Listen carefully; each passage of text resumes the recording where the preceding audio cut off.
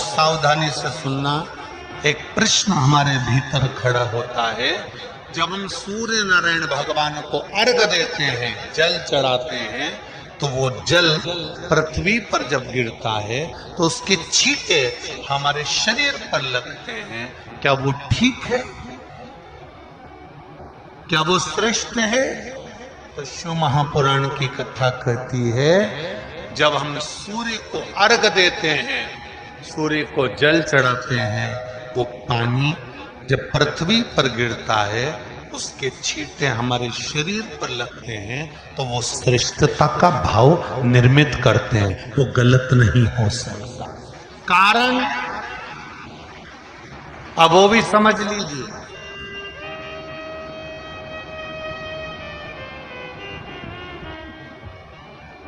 अब सूर्य नारायण भगवान को आप जल चढ़ा रहे हो, तो छींटे नहीं लगे, उसके लिए क्या स्टूल पे चढ़ के चढ़ाओगे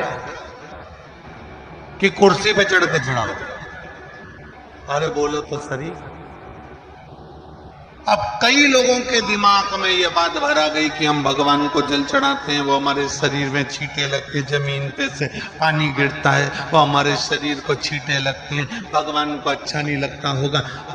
कौन ने कहा? पहले तो उसको पकड़ के ला।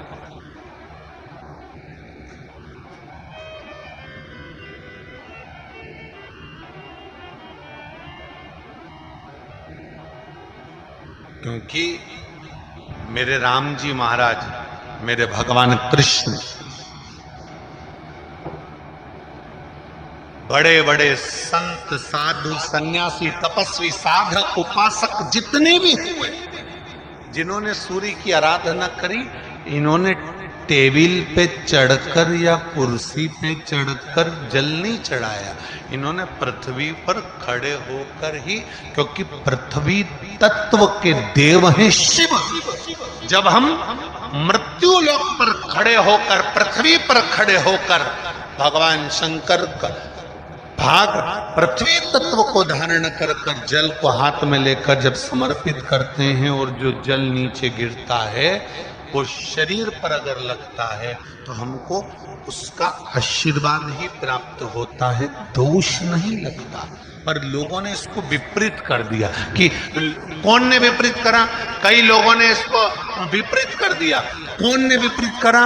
तो जो दूसरे धर्म के लोग होते हैं, जिनको हिंदू धर्म से नफरत होती है, और जो हिंदू धर्म की पूजन, सेवा, अर्चना को समाप्त करना चाहते हैं, वो धीरे धीरे धीरे धीरे कहने लगे कि सूर्य को जल चढ़ाओगे तो शरीर में लगेगा, शरीर में लगेगा तो दोष लगेगा। इसको कह कहकर घर घर में सूर्य को जल चढ़ाना लोगों ने बंद कर दिया कि आप जल चढ़ाएंगे तो दोष लगेगा, शरीर पे छींटा लगेगा, शरीर को ऐसा लगेगा।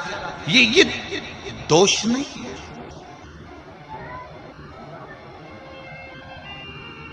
कितनी सुंदर बात है महाराज। सूर्य नारायण भगवान को जब जल चढ़ाया जाता है, हाथ सिर से 8 इंच की दूरी पर होना चाहिए। जम के बोलिए, सिर से कितना ऊंचा होना चाहिए? 8 इंच ऊपर अपना हाथ होना चाहिए मस्तक से सूर्य को जल चढ़ाते समय। और न चांदी का, न स्टील का, न लोहे का, न प्लास्टिक का, न कांच का, न सोने का कोई बर्तन, न कांसे का, न एल्युमिनियम का, न पीतल का, केवल एक पात्र होना चाहिए, वो है तांबे का। काय का पात्र होना चाहिए?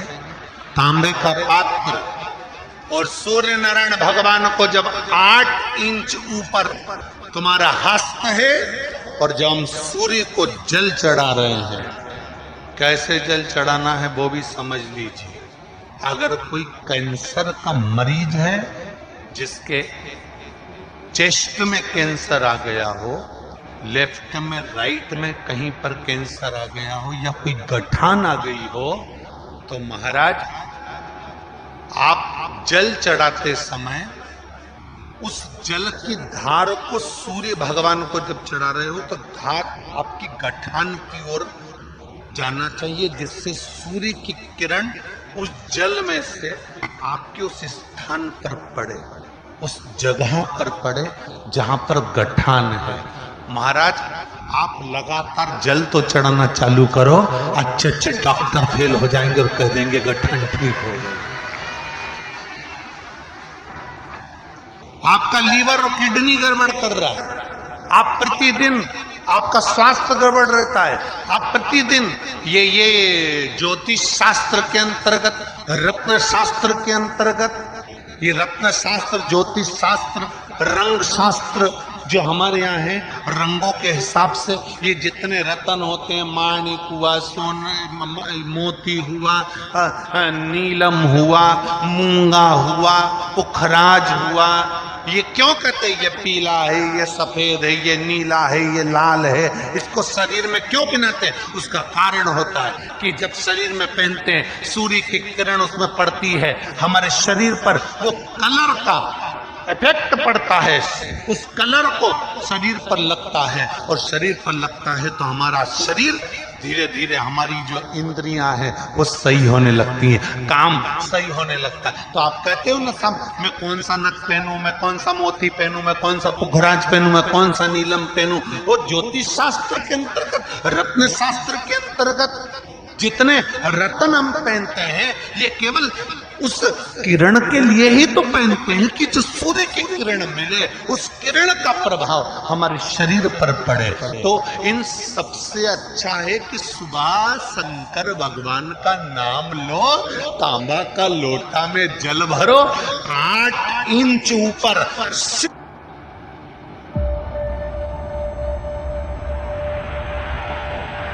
It all started from here. सिर से हाथ होना चाहिए, और सूर्य नारायण भगवान का दर्शन साधारण नहीं, जो जल तुम चढ़ा रहे हो वो जल की जो धार आ रही है उसमें सूर्य का दर्शन होना चाहिए, तो कैंसर की बीमारी कभी नहीं हो सकती।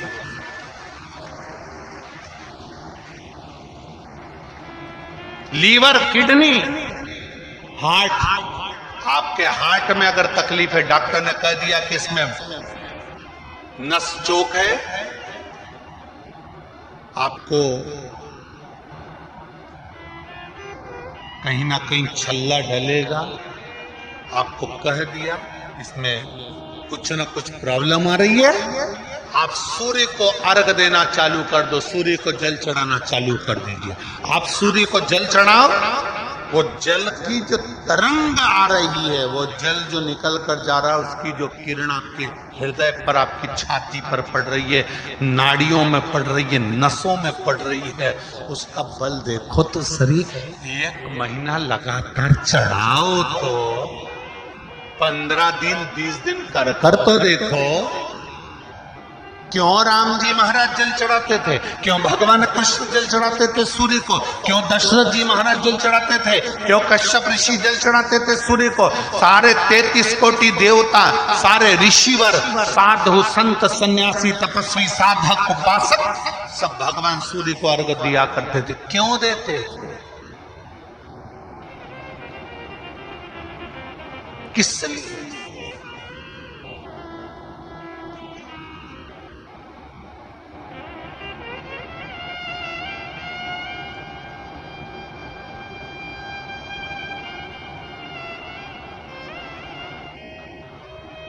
सूर्य नारायण भगवान को जल चढ़ाते समय आपके पंजों की एड़ी ऊंची नहीं होना चाहिए, ध्यान दीजिएगा। आपका पंजा पांव का पूरा की पूरा जमा होना चाहिए भूमि पर। हाथ कितने इंच ऊपर? 8 इंच ऊपर होना चाहिए। जल जो गिरे, सूर्य की किरण, सूर्य का दर्शन उस जल की रोशनी में करना चाहिए। क्या होगा उससे? जिस बच्चे को आंख में चश्मा लगा हो, मोटे से मोटा चश्मा लगा हो, छूट नहीं रहा हो, तो थोड़े दिन उसको सूर्य का अर्घ चढ़वाना चालू कर दो और जल में से सूर्य का दर्शन कराना चालू कर दो। सूर्य का दर्शन जल में से 2 महीना 2.5 महीना बहुत है, आंख की रोशनी बढ़ जाएगी, चश्मा हट जाएगा। आप कर देखिए। अब एक प्रश्न और खड़ा होता, सूर्य को अर्घ देने। गुरुजी, पंचदेव पंचायत में सूर्य नारायण भगवान शंकर की पंचायत में हैं। सूर्य नारायण को हम फ्लैट में रहते हैं, हम फ्लैट के अंदर रहते हैं, तो हम फ्लैट में रहते हैं, हमारे यहाँ अगर छज्जा नहीं है, हमारे यहाँ जगह नहीं है, तो हम सूर्य को अर्घ कैसे दें? तो महाराज खिड़की तो होगी, अगर घर में फ्लैट में पानी डुलेगा और आप लोग नहीं समेट सकते तो एक बाल्टी रख लो, एक पात्र रख लो, पर सूर्य नारायण भगवान को अर्घ देकर रोशनी शरीर पर पड़ना चाहिए। जिंदगी में कभी कोई बड़ी बीमारी नहीं आ सकती। कितने लोग देते हैं सूर्य को अर्घ? जरा हाथ उठाओ। बहुत बढ़िया, बहुत जोरदार। पुरुष लोग भी देते हैं ना, चाहे बच्चे से बच्चा, बच्चों के हाथ में भी एक लोटा पानी पकड़ा। घर में छोटे बच्चे हो ना, उनको तांबे का लोटा दो, पानी दो, जा बाहर खड़ा हो जा, एक लोटा पानी चढ़ा के। पहले दिन आप स्वयं बच्चे के साथ बाहर खड़ी हो, ओटले पर, घर के बाहर खड़ी हो, छत पे खड़ी हो या घर के बाहर खड़ी हो, और बच्चे से कह लो चढ़ाओ बेटा, देखो ऐसा हाथ 8 इंच ऊपर करिए, तांबे का लोटा लेकर पानी धीरे धीरे डोलना है। जैसे वो स्लो मोशन के सीन नहीं होते नाटक में, एकदम धीरे धीरे, बस नहीं तो मालूम पड़े छोरा छोरी एक साथ उंडेल के नहीं। जल चढ़ाते समय उस पानी में से सूर्य की किरण पड़ना चाहिए, सूर्य की। एक बात और कहना चाहूंगा, अगर आप लोग स्वीकार करेंगे तो, अगर कहीं आपको लगता हो कि बच्चा पढ़ने में कमजोर है, विद्या में कमजोर है, रिजल्ट अच्छा नहीं आ रहा, पढ़ने में कमजोर है, वो पढ़े, अपनी जगह पढ़े, वो कार्य करे अपनी जगह करे, मेहनत करे अपनी जगह करे। बच्चों को कह दो कि कुछ समय के लिए सूर्य को अर्घ देना चालू कर।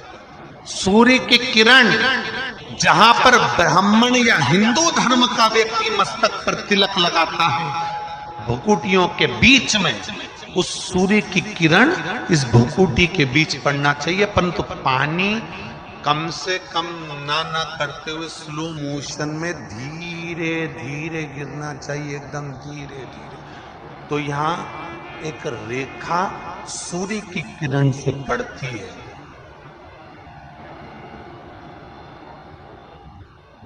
चंद्रदेव का लड़का था। अगर आप भी मेरी तरह महादेव के सच्चे भक्त हैं और अगर आप चाहते हैं कि महादेव की आप पर अपार कृपा हो, तो इस चैनल को सब्सक्राइब करें, वीडियो को लाइक कर दें और कमेंट में जय महादेव जरूर लिखें।